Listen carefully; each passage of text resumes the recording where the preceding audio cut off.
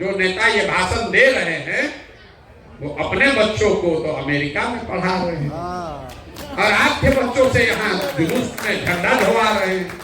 उन नेताओं को आपसे कम हम भी नहीं जानते हैं। मैं भी कहता हूँ और आप सबों को करनी चाहिए, क्योंकि आप एक शिक्षित व्यक्ति हैं, बिहार को बदलने की बात कर रहे हैं, इसका विरोध कहीं से नहीं है। हमने आपको जो फॉलो किया पिछले कुछ दिनों से, कठरिया भगवानपुर में आपके स्टेज पर मैं भी था, वहाँ आपने मंदिर की बात की, बच्चों की पढ़ाई की बात की। तो हमारा सवाल ये है कि दिल्ली में अन्ना जी के अनशन से केजरीवाल जी निकले, लोगों ने भरोसा किया,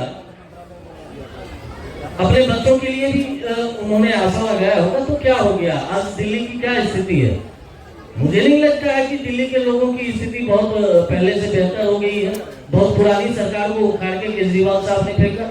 बिहार में आप कह रहे हैं हम लोग भरोसा करने के लिए तैयार हैं, हम आपके साथ रहेंगे, लेकिन इसकी क्या गारंटी है कि हमारे बच्चे आपके आने से बेहतर शिक्षा ले पाएंगे, बेहतर रोजगार मिल पाएगा? सर प्लीज एक मिनट, बस एक मिनट सर।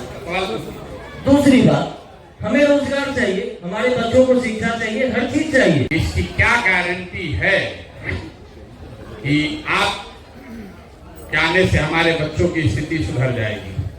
आप पर भरोसा क्यों करें? वही बात यही भी कह रहे हैं, इतनी देर से हम आपको यही कह रहे हैं कि भैया मेरे पर तो बिल्कुल भरोसा मत करो, मेरे पर भरोसा मत करो।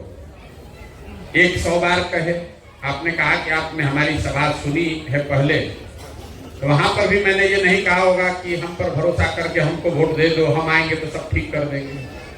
हम तो आपको बेसिक बात बता रहे हैं, आप वोट किसको दें ये आपका निर्णय है, लेकिन किस बात के लिए दें ये आपको बताया जा रहा है। आप सांस्कृतिक विरासत के लिए देना चाहते हैं, बिल्कुल दें, लेकिन साथ में अपने बच्चों के रोजगार की भी चिंता कर लें।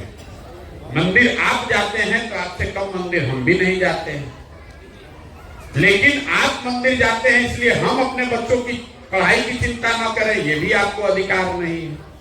जैसे हमें अधिकार नहीं है कि आप अपनी सांस्कृतिक विरासत और शिक्षा दोनों को क्यों सोच रहे हैं। आप यही कह रहे हैं भाई आप पढ़ाई के बाद काहे कर रहे हैं, हम तो मंदिर पे लेना चाहते हैं। सुन तो लो भाई, आपका सवाल हिंदी में उतना समझ आ गया। आपका ये निर्णय है कि आप सांस्कृतिक विरासत पर वोट देना चाहते हैं, मान लीजिए, मैं ये नहीं कह रहा आपका निर्णय, मान लीजिए हमारा निर्णय है, तो ये मेरा विचार है, लोकतंत्र है, आपकी स्वतंत्रता है। हमारा विचार है कि भैया सबसे ज्यादा जरूरी है कि तुम अपने और अपने बच्चों की पढ़ाई की पहले चिंता कर लो।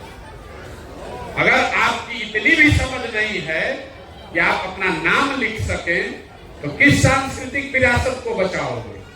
किस सांस्कृतिक विरासत में बताया गया है कि अपने बच्चों को अनपढ़ और मजदूर बना दे? ये बता दीजिए। हम जिस सांस्कृतिक विरासत की आप बात कर रहे हैं, इस सांस्कृतिक विरासत में यह बताया गया कि अपने बच्चों को पढ़ाओ नहीं, उनसे जुलूस में उनको घुमाओ, धर्म का रक्षक बनाने के नाम पर उनको मिलिटेंट बना दो। और जिन नेताओं को, जो नेता ये भाषण दे रहे हैं, वो अपने बच्चों को तो अमेरिका में पढ़ा रहे हैं और आपके बच्चों से यहाँ जुलूस में झंडा ढोवा रहे हैं। उन नेताओं को आपसे कम हम भी नहीं जानते हैं। बात किसी के विरोध की नहीं है, बात बिहार के बच्चों की है।